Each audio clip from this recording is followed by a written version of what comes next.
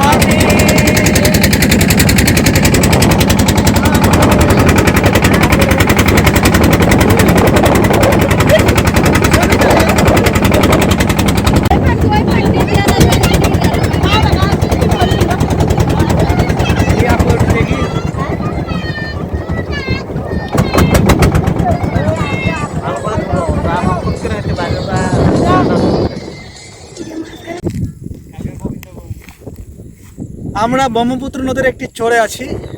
বালাসীঘাট থেকে ফেরি পার হয়ে এই চরে আসলাম এবং আপনাদেরকেও ঘুরে দেখাচ্ছি। আসো। জায়গাটা অনেক সুন্দর। ঘোড়াগাড়ি ছিল, আমরা ঘোড়াগাড়িতে চললাম না, হাঁটে হাঁটে বেড়াচ্ছি। ওইদিকে একটু দেখাই, ওইদিকে কাশবন। হ্যাঁ, আমরা ওইদিকে যাচ্ছি না, ওইদিকে যেতে আরও অনেক সময় লাগবে। আপনাদেরকে এদিকে একটু ঘুরে নিয়ে বেড়াচ্ছি। আসুন।